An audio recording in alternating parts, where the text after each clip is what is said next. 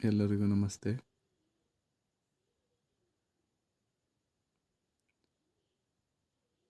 ನಿಮ್ಮ ನಕ್ಷತ್ರ ಎಷ್ಟನೇ ಪಾದ, ಯಾವ ನಕ್ಷತ್ರ, ಯಾವ ರಾಶಿ, ಯಾವ ಅಕ್ಷ ಬರುತ್ತೆ ಅಂತ ನೀವೇನೇ ನೋಡ್ಕೋಬೋದು. ನೋಡಿ, ರೋಹಿಣಿ ನಕ್ಷತ್ರ ವೃಷಭ ರಾಶಿ, ಓ ಮೊದಲನೇ ಪಾದ, ಎರಡನೇ ಪಾದ ಬಾ, ಮೂರನೇ ಪಾದ ಬಿ, ನಾಲ್ಕನೇ ಪಾದ ಬು.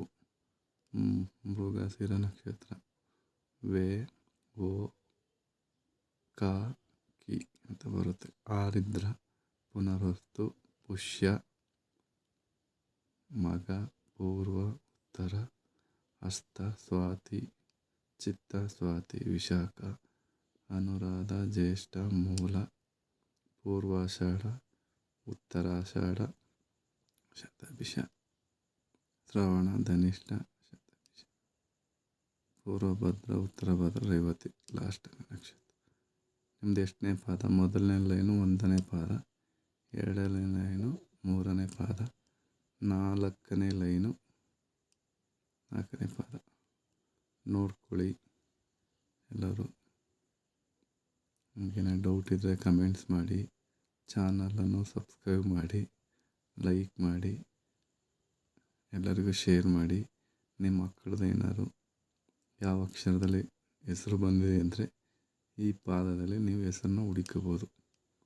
ಇದನ್ನೇನಾದ್ರು ಬಿಟ್ಟರೆ ನಿಮಗೆ ಅವ್ರಿಗೆ ಲಕ್ಕಿ ನಕ್ಷತ್ರ, ಲಕ್ಕಿ ರಾಶಿ ಅಂದರೆ ಅವ್ರಿಗೆ ಅದೃಷ್ಟ ಕೊಡುವ ರಾಶಿ, ಬಲ ಕೊಡುವ ನಕ್ಷತ್ರ. ಇದನ್ನು ಮುಂದಿನ ದಿನದಲ್ಲಿ ನಾನು ನಿಮಗೆ ತಿಳಿಸ್ಕೊಡ್ತೀನಿ. ಯಾವ ರಾಶಿಗೆ ಯಾವ ರಾಶಿ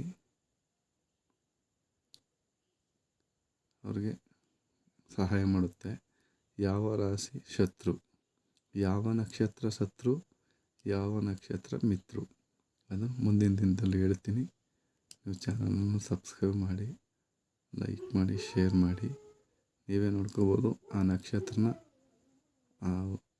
ಆ ರಾಶಿನ ನೀವು ಫಾಲೋ ಮಾಡಿದ್ರೆ ನಿಮ್ಮ ಲೈಫಲ್ಲಿ ಫೇಲೇ ಆಗೋಲ್ಲ. ಅವರಿಂದ ನಿಮ್ಗೆ ಯಾವತ್ತೂ ತೊಂದರೆ ಆಗೋಲ್ಲ.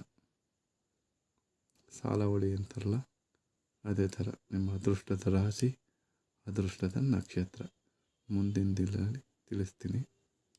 ಚಾನಲ್ನ ಸಬ್ಸ್ಕ್ರೈಬ್ ಮಾಡಿ. ಎಲ್ಲರಿಗೂ ನಮಸ್ತೆ.